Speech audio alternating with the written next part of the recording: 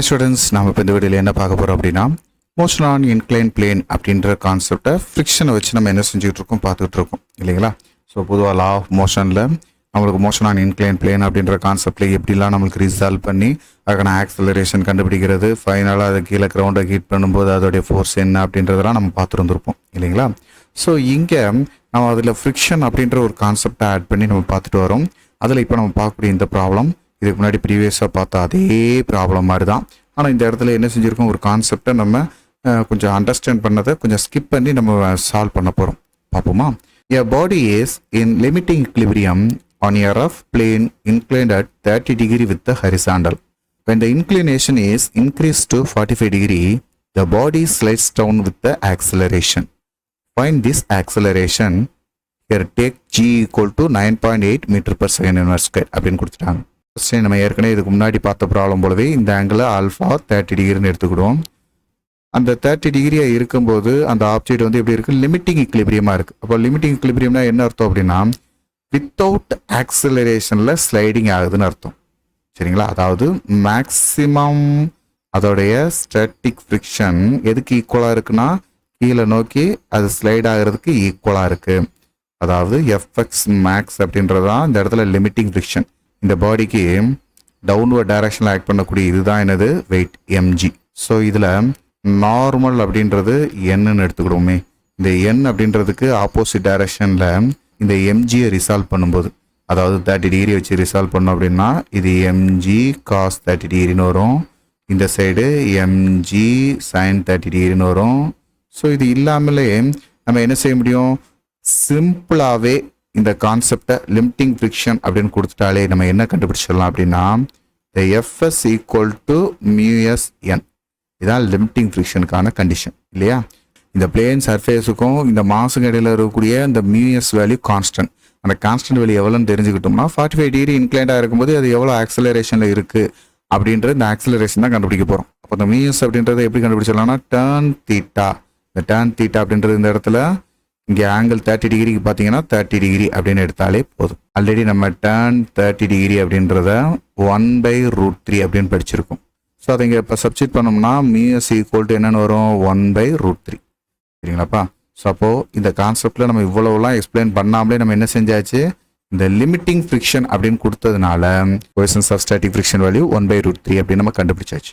So அப்போது இதே தான் நம்ம என்ன செய்ய போகிறோம், இங்கே அப்ளை பண்ண போகிறோம். பீட்டான்ற ஆங்கிள் 45 டிகிரின்னு வச்சுக்கிடும். இப்போ வந்து இந்த 30 டிகிரியை கொஞ்சம் இன்னும் இன்க்ரீஸ் பண்ணியிருக்கோம். ஸோ அப்போ இன்க்ளினேஷன் அதிகமானதுனால இந்த மாஸ் மேல் ஆக்ட் பண்ணக்கூடிய நார்மல் அப்படின்றத n1 அப்படின்னு எடுத்துக்கிடும். ஏன்னா இதுக்கு முன்னாடி இருந்த நார்மல் இது கிடையாது. சரிங்களா? ஸோ இதுக்கு முன்னாடி இருந்த நார்மல் வேரி ஆயிருச்சு. ஸோ அப்போ இதில் இருக்கக்கூடிய ஃப்ரிக்ஷனும் என்ன செஞ்சுருக்கும், இப்போது வேரி ஆயிருக்கும். சரிங்களா? ஓகே, அதில் நம்ம எஃப்எஸ் அப்படின்னு நம்ம பார்த்தோம் இல்லையா, இங்கே நம்ம எஃப்னு பார்த்துக்கிடுவோம். இங்கே டவுன்வர்ட் டைரக்ஷனில் ஆக்ட் பண்ணக்கூடிய இதோட வெயிட் mg அப்படின்றத வச்சு இந்த ஆங்கிள் 45 டிகிரி வச்சு நம்ம ரிசால்வ் பண்ணோம் அப்படின்னோம்னா இந்த அட்ஜசன்ட் சைட் 45 டிகிரிக்கு mg cos 45 டிகிரின்னு இருக்கும். இந்த அட்ஜசன்ட் சைடுக்கு ஆப்போசிட் சைடாக இருக்கக்கூடியது mg sin 45 டிகிரி. இந்த டைரக்ஷனில் தான் ஆக்சலரேஷன் இருக்குது.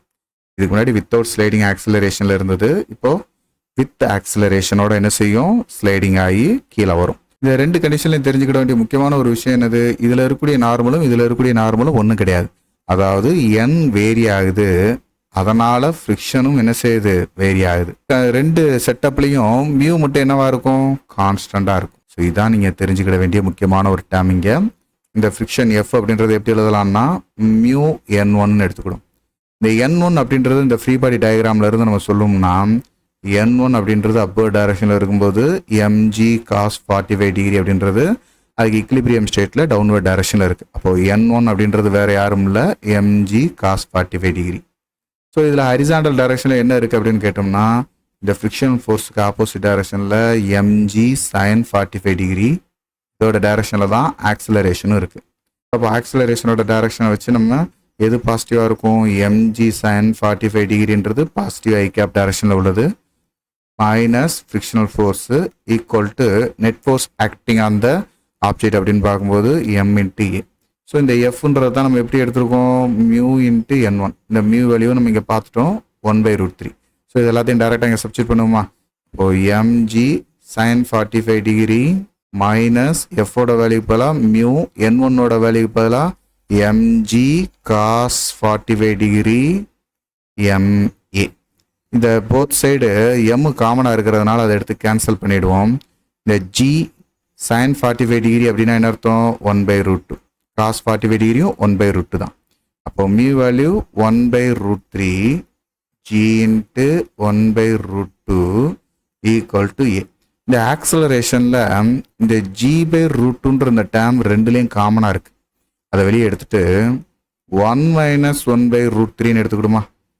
பொதுவாக இந்த மாதிரி இதை மட்டும் ஆப்ஷனில் கேட்டிருந்தாங்கன்னா இதோட நம்ம சால்வ் பண்ணால் போதும். இல்லை நம்மளுக்கு கொஞ்சம் டீட்டெயிலாக டிஸ்கிரைப் பண்ணி எழுதணும் அப்படின்னா நம்ம இதை கண்டினியூ பண்ணுவோம்.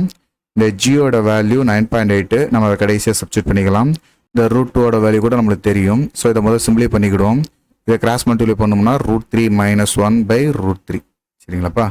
ஓகே, அப்போ இது இப்போ வேல்யூஸ் எல்லாத்தையும் சப்ஸ்டிட் பண்ணால் 1.414 இன்ட்டு 1.732 மைனஸ் 1/√3ஓட வேல்யூ 1.732. ஸோ இப்போ நம்ம ஆக்சலரேஷன் வேல்யூ எல்லாத்தையும் சப்ஸ்டிட் பண்ணுங்கப்பா. 9.8 இன்ட்டு 1.732 மைனஸ் 1 அப்படின்றது 0.732ன்னு வரும். Divided by 1.414 into 1.732.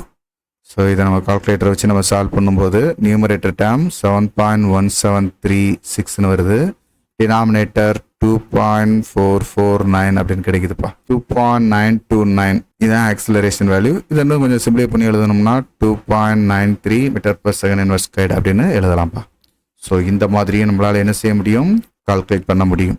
புரிஞ்சுங்களா? ஸோ நம்ம அந்த கான்செப்டை நம்ம இந்த இடத்துல என்ன செஞ்சுட்டோம்? இந்த லிமிட்டிங் எக்லிபிரியம் அல்லது லிமிட்டிங் ஃப்ரிக்ஷன் அப்படின்னாலே என்ன அப்படின்றத நம்ம புரிஞ்சுக்கணும்.